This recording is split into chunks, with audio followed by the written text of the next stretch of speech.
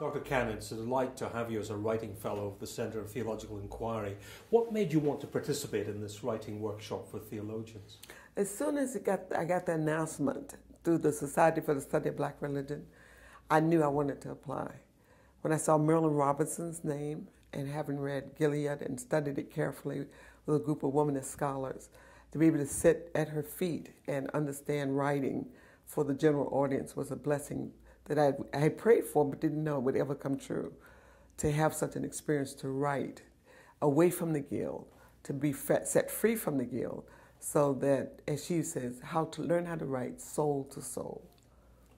And what has that experience been like for you? You've been involved in an intensive 3-week workshop. It's been very demanding. Very demanding.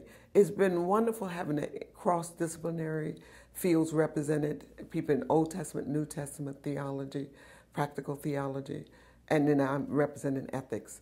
The conversation has been incredibly rich. And having Dr. Robinson as a writer from the Writing Institute at Iowa, the university, has constantly taught us how to find our own voice, how to contextualize, how to multi-layer our work so that it's clear and gettable for anybody who's really interested in understanding faith and having an informed faith.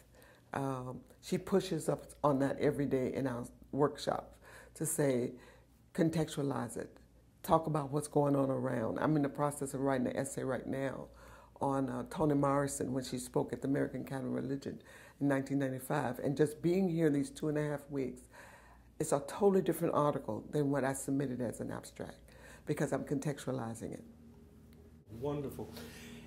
Can you see significance in this event for the life of the church, for people in the churches who long to read theology but have always found that behind academic walls? That is the gift of this seminar. It's how we've been trained so much by the Guild. We've been told how we will be punished if we don't write in academies. We've seen people not get tenure because they made their work too clear and gettable for the average person. And what Dr. Robinson has said, that's the only way to write.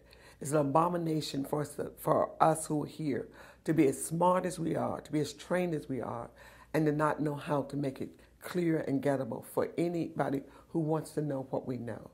That theology itself is holy work. It's a sacred vocation, and it's our job to make it available to the masses of the congregation. To anybody who wants to be able to read what I know, I should be able to write so they can get it. The black churches in America are distinguished by their eloquence in the pulpit and by extraordinary communicators across generations. You've come to this workshop embodying that great tradition, but being open to the challenge that Dr. Robinson has brought you.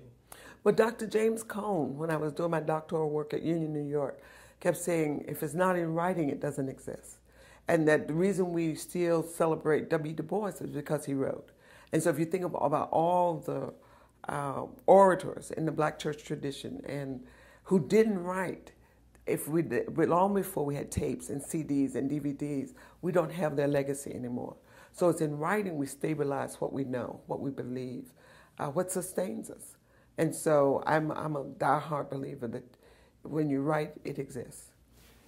What will you take away, apart from this different essay on Toni Morrison, what will you take away from this workshop as you go back to teach your students to preach and lead in the life of the church?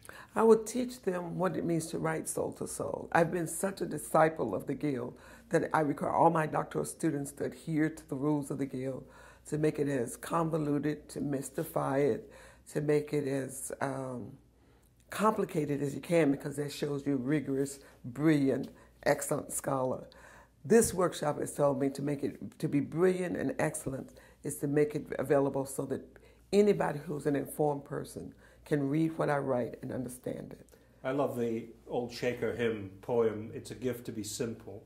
And that seems to me what you're saying here. It's a gift to be simple. It's not superficial.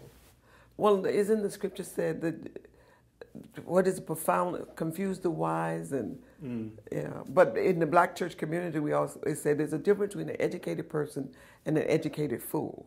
An educated fool is somebody who It's what I was doing before. It's really making it more complicated than it needed to be. An educated person is, I'm going to give you the best that I got, and I want you to be better. Dr. Katie Geneva Canon, thank you very much indeed. Thank you, Doctor. It's been a joy.